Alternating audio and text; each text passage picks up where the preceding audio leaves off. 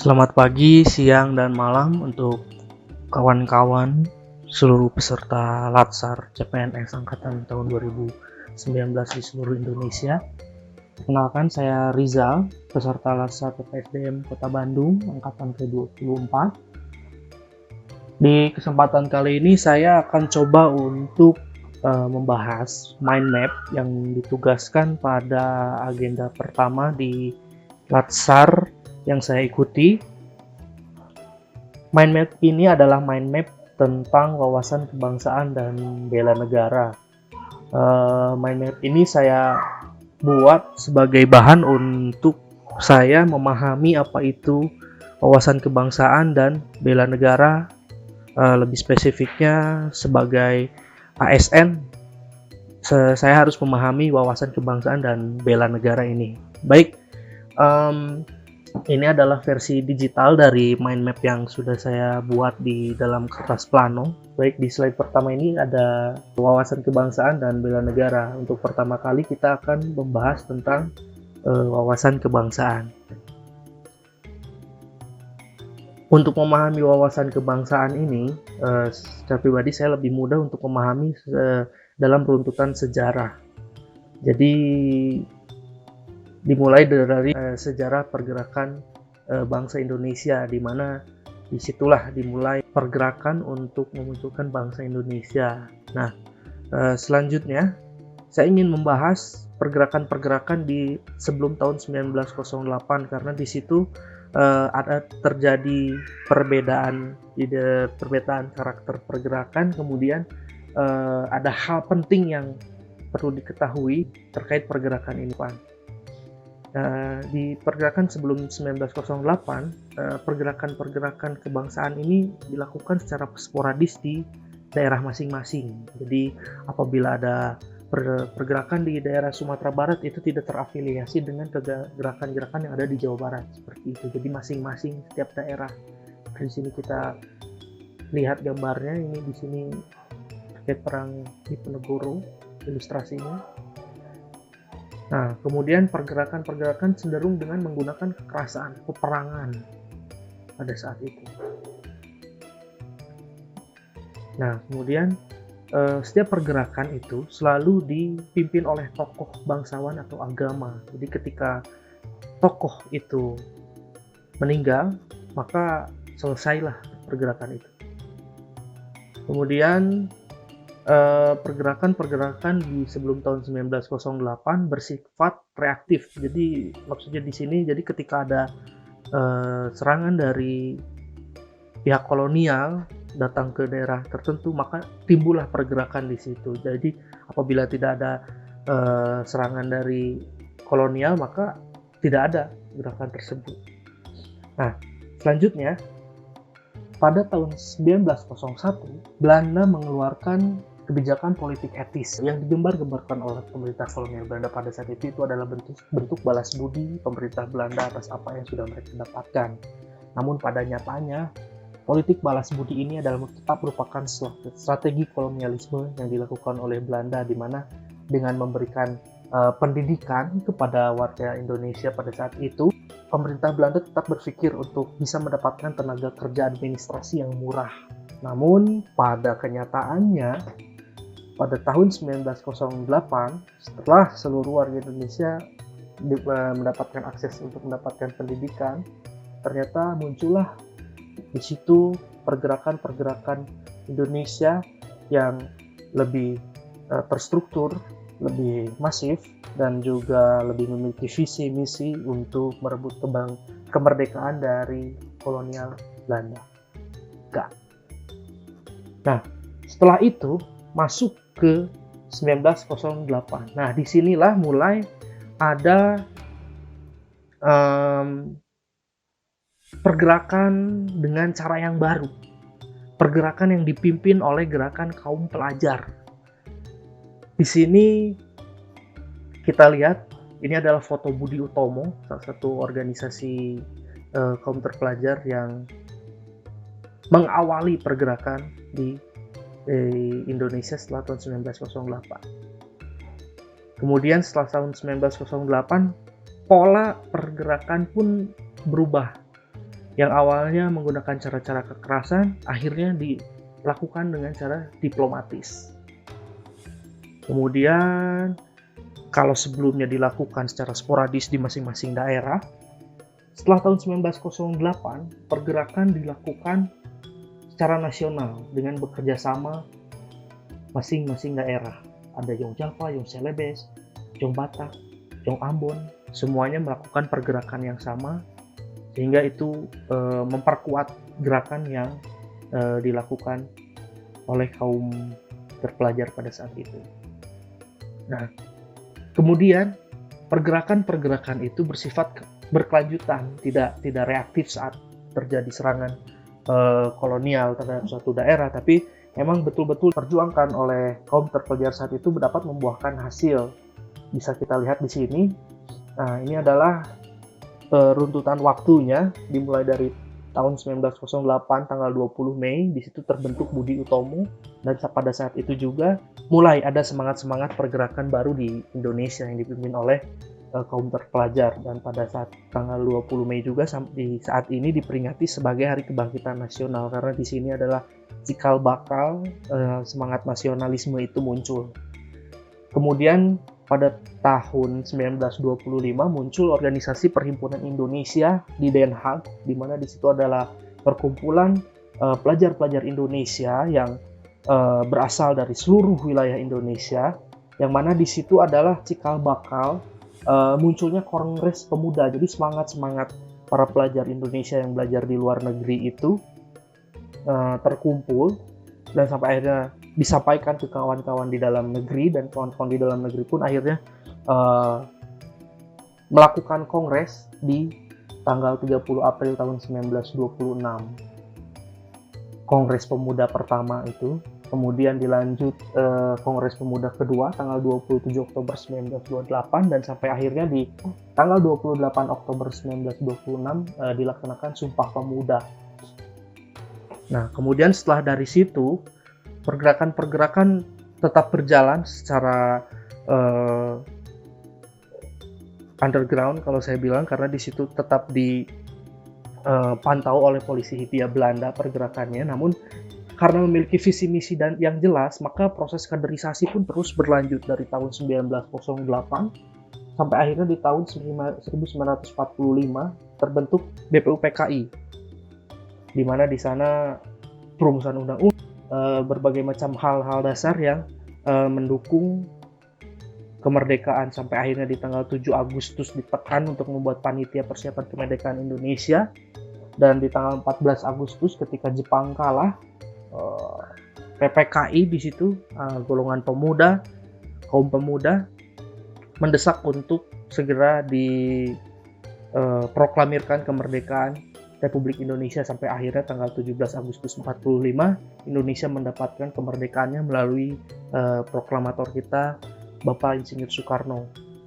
Baik, sebelum saya masuk ke membahas lambang-lambang negara, saya ingin menekankan bahwa kita bisa melihat pergerakan sebelum tahun 1908 dan setelah 1908 itu sangat terlihat berbeda. Jika sebelum tahun 1908 kita melihat pergerakan-pergerakan bersifat kekerasan, ketokohan, dan dirasa pergerakan dengan cara seperti itu tidak kenaan. Maka dari itu kita lihat setelah 1908 pergerakan membuahkan hasil. Apa yang menyebabkan itu bisa terjadi? Di situ adanya pendidikan masuk ke Indonesia. Pendidikan dapat dirasakan oleh kaum terpelajar pada saat itu, sehingga membukakan wawasan, membukakan informasi, membukakan segala macam informasi yang mereka dapatkan dari ilmu pengetahuan, sehingga mereka memiliki kesadaran akhirnya untuk bekerja sama untuk meraih kemerdekaan. Nah, dari hasil itu maka banyak rumusan-rumusan yang dirumuskan oleh kaum terpelajar pada saat itu untuk membangun sebuah negara, di mana salah satunya adalah lambang-lambang negara ini. Nah, yang pertama adalah bendera negara, yaitu bendera merah putih. Bendera merah putih ini adalah panji yang digunakan oleh mungkin kerajaan-kerajaan terdahulu di Indonesia, di Nusantara, seluruh kerajaan, baik itu dari Samudra Pasai, Majapahit, Kutai Kartanegara, mereka menggunakan panji berwarna merah dan putih. Sampai akhirnya Indonesia sendiri sebagai negara menggunakan bendera merah putih sebagai bendera negara. Kemudian bahasa, itu bahasa Indonesia. Pada Kongres Pemuda yang pertama, bahasa yang disebutkan dalam Sumpah Pemuda, teks Sumpah Pemuda awalnya adalah bahasa Melayu. Namun di situ beberapa tokoh mengungkapkan bahwa untuk meraih kemerdekaan dan meraih nasionalisme, kita perlu satu bahasa, yaitu bahasa Indonesia. Maka sampai saat itu, pada saat itu di dalam Sumpah Pemuda dikeluarkanlah statement bahwa kita berbahasa satu, yaitu adalah bahasa Indonesia. Nah, selanjutnya adalah lambang negara, yaitu Garuda Pancasila. Ini Garuda, burung Garuda yang awalnya dibuat oleh ilustrator dari kerajaan di Kalimantan. Nah, selanjutnya untuk menambah semangat pergerakan menuju kemerdekaan, ada pula lagu kebangsaan yang diciptakan oleh W.R. Supratman, dan ada cerita yang sangat unik pada saat Kongres Pemuda pertama. W.R. Supratman ingin membawakan lagu Indonesia Raya, namun pada saat itu pimpinan rapat tidak mengizinkan untuk membawakan lagu Indonesia Raya dengan menggunakan lirik, jadi hanya instrumennya saja. Nah, selanjutnya setelah lambang-lambang negara yang dirumuskan, ada juga 4 konsensus kebangsaan, yang salah satunya adalah Undang-Undang Dasar 45 sebagai dasar kita melaksanakan kegiatan berkebangsaan dan berkenegaraan. Kemudian yang jelas ada Pancasila. Selanjutnya ada Bhinneka Tunggal Ika, keanekaragaman kita yang menjadi konsensus kebangsaan. Kemudian Negara Kesatuan Republik Indonesia secara kewilayahan, yang merupakan mencerminkan kedaulatan kita sebagai negara Republik Indonesia. Baik, selanjutnya saya akan membahas tentang bela negara. Saya selalu memahami segala sesuatu berdasarkan sejarahnya, karena itu akan mempermudah saya untuk memahami apa itu sebuah konsep tersebut, seperti tadi wawasan kebangsaan terkait terbentuknya negara, dan ini adalah sejarah tentang bela negara. Kenapa bisa terjadi bela negara? Apa yang dimaksud bela negara? Jadi pada tahun 1948, tepatnya tanggal 19 Desember, dibentuk pemerintahan darurat Republik Indonesia guna mempertahankan kemerdekaan dan kedaulatan negara Republik Indonesia dalam agresi militer Belanda. Jadi pada saat itu, setelah Jepang kalah oleh Sekutu dan Indonesia kemerdekaannya,